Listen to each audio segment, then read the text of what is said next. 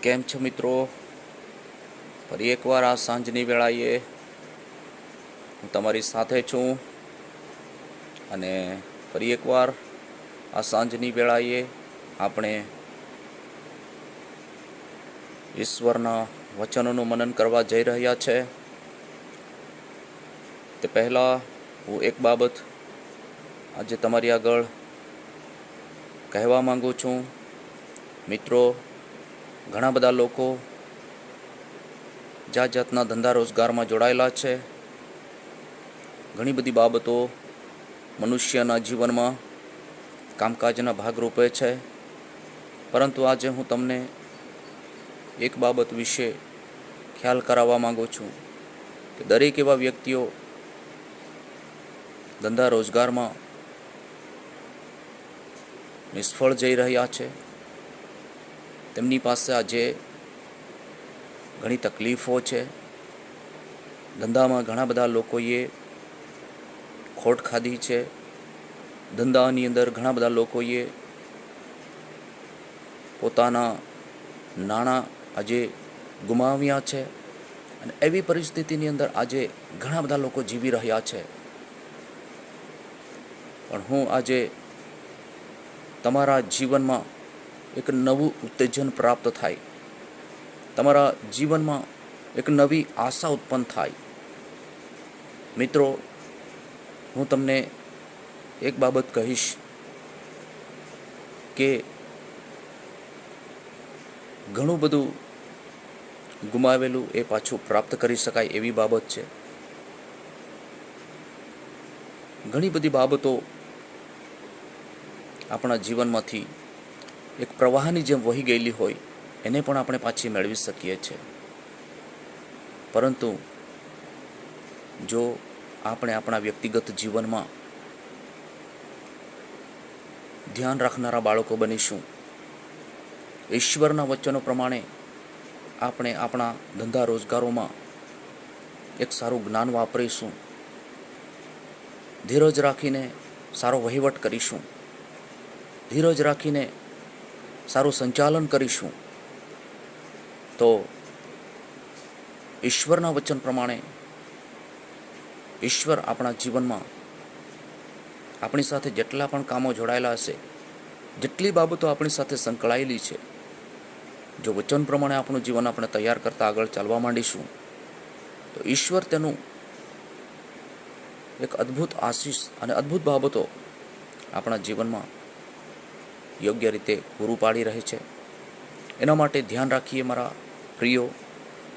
આજનું મનન કરીએ પહેલાં ઘણા નિષ્ફળ થયેલા લોકો, હતાશ થયેલા લોકો, નિરાશ થયેલા લોકો, ધંધા રોજગારમાં તૂટી ગયેલા લોકો, ખેતીવાડીની અંદર ઘણા બધા લોકો આશીર્વાદ વગરના કામકાજની અંદર, કુટુંબની અંદર ઘણી બધી તકલીફો વેઠી રહ્યા છે.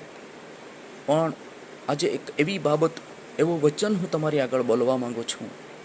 એના દ્વારા જો તમારા જીવનની અંદર થોડી ઘણી કોઈક એવી વિચારો બદલવાની કે કામ કરવાની પદ્ધતિ બદલવાની એવી કંઈક ને કંઈક બાબતો આવશે, તો જરૂર ઈશ્વરનું જે વચન છે એ આપણા વ્યક્તિગત જીવનમાં કામ કરવા માંડશે અને આપણે ધ્યાનથી આપણા ધંધાની અંદર ધીમે ધીમે સફળ થઈશું. પડી ગયેલો ધંધો ઊભો થઈ શકે છે. લૂંટાઈ ગયેલા આશીર્વાદો પાછા આપણે પ્રાપ્ત કરી શકીએ છીએ. દુઃખના દિવસો દિલાસાના ભાગરૂપે આપણા જીવનમાં અનુભવ થઈ શકે છે. એટલા માટે ઈશ્વરનું જે વચન છે એના પર આપણે થોડુંક આજે સાંજે ફરી એકવાર ધ્યાન આપીએ તો ઈશ્વરનું જે વચન આપણા માટે એક લાભકારી બને છે. આપણા ભૌતિક બાબતોને માટે પણ તે એક લાભદાયક નીવડે છે અને એ રીતે આપણે જો ભૌતિક બાબતોની અંદર પણ સારી એવી સગવડોમાં હોઈશું તો આત્મિક જીવનમાં પણ આપણું મન સારું લાગશે. તમારી પાસે સારી સગવડો છે તો જરૂર તમે આત્મિક રીતે એક સારું એવો એક કિરદાર તમે અદા કરી શકશો અને ચોક્કસ આપણા વ્યક્તિગત જીવનમાં ભક્તિ ભજન કરવાને માટે પણ આપણું મન સ્થિર હશે અને આપણે ચોક્કસ સારા એવા વ્યક્તિ તરીકે ગણતરીમાં આવીશું. પણ મિત્રો, એક જ બાબત છે કે આપણે પદ્ધતિસરની બાબતો, નીતિ નિયમની બાબતોમાં મન લગાડવું પડશે. પરમેશ્વરના હાથમાં શું છે, પરમેશ્વરની પાસે આપણા માટે શું વ્યવસ્થા છે, એ આપણે એક આશા રાખીશું. તો નિષ્ફળતાથી ઘણા લોકો પડી ગયા છે, પણ કહેવામાં આવ્યું છે કે નિષ્ફળતા એ જ સફળતાની ચાવી છે. તો એ ચાવી આપણે શોધી કાઢવાની છે અને એ ચાવી ઈશ્વરના હાથમાં છે. આપણે એને પ્રાપ્ત કરવાને માટે તેના હાથમાં સોંપવું પડશે. નિષ્ફળતા કઈ જગ્યાએ થઈ છે, મારા ધંધા રોજગારમાં મને કઈ જગ્યાએ નિષ્ફળતા મળી, કઈ જગ્યાએ મેં ખામી નબળાઈઓ કરી, કઈ જગ્યાએ મારાથી ભૂલો થઈ, કઈ જગ્યાએ મેં મારા વ્યક્તિગત જીવનની અંદર મેં મારા જીવનમાં ઠોકર ખાધી છે. અને એવી બાબતોથી જ્યારે હું મારા વ્યક્તિગત જીવનની અંદર તપાસ કરીશ, શોધ કરીશ, તો ઈશ્વર જરૂર મને મારા અને તમને તમારા વ્યક્તિગત જીવનની અંદર એક સારું માર્ગદર્શન આપશે. અને ઈશ્વરના હાથમાં જે છે તે આપણા માટે તે પૂરું પાડશે. એટલા માટે આજનું મનન આપણે વાંચીશું. તેના જમણા હાથમાં દીર્ઘ આયુષ્ય છે અને તેના ડાબા હાથમાં દ્રવ્ય તથા માન છે. આજે આ વચન આપણા વ્યક્તિગત જીવનની અંદર આપણે કદાચ ધંધા રોજગારમાં નિરાશ થયા છે, ખેતીવાડી પશુપાલનમાં નિરાશ થયા છે, કોઈ પણ વિભાગની અંદર કદાચ આપણને નિરાશા મળી છે. જો આપણે એ પરિસ્થિતિમાં બેસી ન રહેતા, એ પરિસ્થિતિની અંદર આપણે વ્યાકુળ ન થતા, એકવાર જો આપણે પરમેશ્વરની આગળ આપણે આપણા વ્યક્તિગત જીવનને તૈયાર કરીશું, જો આપણે આપણા વ્યક્તિગત જીવનમાં પરમેશ્વરને આપણે માન આપીશું, તેને આપણે આપણા વ્યક્તિગત જીવનમાં એક પહેલું સ્થાન આપીને આપણે તેને આવકાર કરીશું, તો પરમેશ્વરની જે વ્યવસ્થા છે તે આપણા પડી ગયેલા ધંધા રોજગારને, આપણા વ્યક્તિગત જીવનમાં રહેલી નિરાશાને અને સર્વ બાબતોને તે આપણા જીવનમાંથી દૂર કરશે અને વચન પ્રમાણે ચાલવાને માટે આપણને તે તૈયાર કરશે. અને જ્યારે આપણે વચન પ્રમાણે ચાલવા માંડીએ છીએ તો ભૌતિક વાના આપણને પરમેશ્વર તરફથી પૂરા પાડવામાં આવે છે. આપણને નિરાશામાંથી પરમેશ્વર કાઢી લાવે છે. એટલા માટે ઘણા બધા લોકો આજે તૂટી ગયા છે, પારિવારિક જીવનમાં હારી ગયા છે.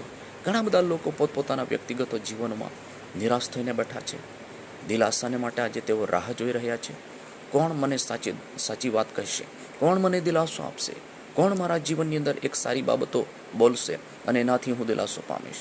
કોઈ એવો જગતની અંદર એવો વ્યક્તિ નથી, પણ ઈશ્વર જે આપણા જીવનને માટે વ્યવસ્થા કરે છે એની આગળ જ નમતા, એની પાસે જ આપણું જીવન નમાવી દેતા, જ્યારે આપણે સંપૂર્ણ તેની આગળ ખાલી થઈ જઈએ છીએ, પરમેશ્વર આપણને દિલાસો આપે છે.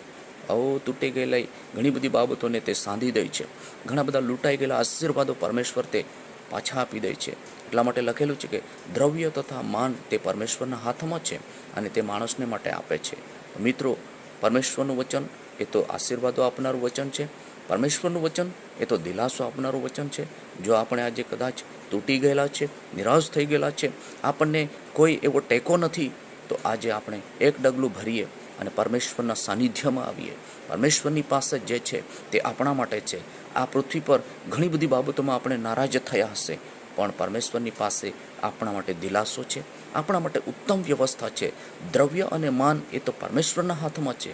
અને જ્યારે આપણે વચન પ્રમાણે આપણી ચાલ ચાલીશું, વચન પ્રમાણે આપણા જીવનને તૈયાર કરવા માંડીશું, તો પરમેશ્વર આપણને જરૂર તેના એ સર્વ વાનાનો અનુભવ કરાવશે અને આપણે દૈહિક જીવનમાં પણ ભૌતિક રીતે સારો આશીર્વાદ પામીશું.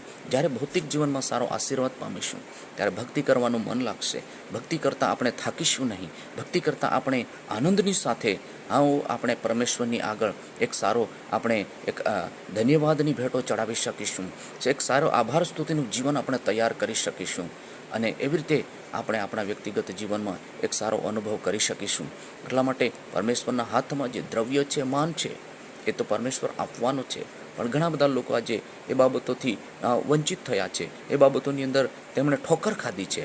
તો પરમેશ્વર તેઓને શું કહે છે કે દ્રવ્ય તથા માન મારા હાથમાં છે. જો તું મારા વચનો પ્રમાણે જીવનને તૈયાર કરશે તો એ તારા માટે ખોલવામાં આવશે, એ તારા માટે ખોલી દેવામાં આવશે, અને એ બધી ભૌતિક બાબતો તને આ પૃથ્વી પર વ્યવસ્થાના ભાગરૂપે મળશે. પરંતુ તું મારી દીકરી છે, તું મારો દીકરો છે, અને તું મારું ભજન કરશે, મારી સ્તુતિ આરાધના કરશે, તો હું તારા માટે સગળું પૂરું પાડી શકું છું. એ પરમેશ્વરનું વચન છે. એટલા માટે આજે સાંજે આ વચન હું તમને એ જ રીતે કહેવા માગું છું કે પરમેશ્વરે આ પૃથ્વી પર આપણા માટે વ્યવસ્થા કરી છે.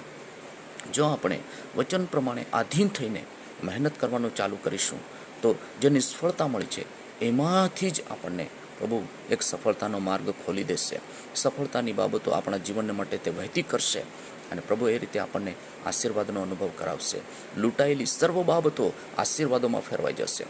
ઘણી બધી છીનવાઈ ગયેલી બાબતો તે ખરેખર પાછી પ્રભુ આપી દેશે, અને એવી રીતે આપણા આત્મિક જીવનને તે તૈયાર કરશે, અને પરમેશ્વર એ રીતે આપણને આગળ ચલાવશે. તો મિત્રો, આજે ફરી એકવાર આ સાંજની વેળાએ જો આપણા જીવનને માટે જો આ વચન જરૂરી છે, જો તમે સાંભળશો, આ વિડીયોને તમે જોશો, અને તમને ખ્યાલ આવશે કે મારા વ્યક્તિગત જીવનને માટે આ બાબત કેટલી મહત્ત્વની છે. જો એ બાબતો વિશે હું ખ્યાલ કરીશ તો ખરેખર મારા જીવનમાં કોઈ ખામી હોય, કોઈ નબળાઈ હોય, એના વિશે હું થોડોક વિચાર કરીને પરમેશ્વરના વચન પ્રમાણે ધ્યાન રાખીને ચાલવાનું ચાલુ કરીશ, તો પરમેશ્વર ચોક્કસ મને તેના હાથના આશીર્વાદો, તેના ભંડારમાંથી ઘણા બધા એ મારા માટે ભૌતિકવાના આ પૃથ્વી પર વ્યવસ્થાના ભાગરૂપે મને જરૂર છે, એનો અનુભવ મને જરૂર કરાવશે. એટલા માટે હિંમત રાખીએ મિત્રો, અને આગળ વધવાને માટે આપણે થોડીક હિંમત રાખીશું, ડગલું ભરીશું, તો પરમેશ્વર આપણને તેનો અનુભવ કરાવશે. તેના એવા આશીર્વાદો છે, તેની પાસે એવી ઘણી બધી બાબતો છે, તેનો અનુભવ તે આપણને કરાવશે. અને એ કરવાને માટે આપણે એક ડગલું અલગ આપણે આપણા પરમેશ્વરના વચન પ્રમાણે ભરીએ, કે જેથી પ્રભુ આપણને તેના આશીષો આપણને આપી શકે. એટલા માટે આજનું મનન એટલું જ કે આપણે પરમેશ્વરના લોકો છીએ, પણ કોઈક જગ્યાએ નિરાશ થયા છે, કોઈક જગ્યાએ દુઃખી થયા છે, તો આપણે પરમેશ્વરની પાસે આવીએ દિલાસાને માટે, આશીર્વાદોને માટે, ભૌતિક જરૂરિયાતોને માટે, કોઈ પણ બાબતોને માટે જો આપણે પરમેશ્વરની પાસે ખુલ્લા થઈ જઈએ છીએ, પ્રભુ આપણને આપે છે. તો આજના મનન દ્વારા પ્રભુ આપ સર્વને આશીષ આપો. Praise the lord. આમેન.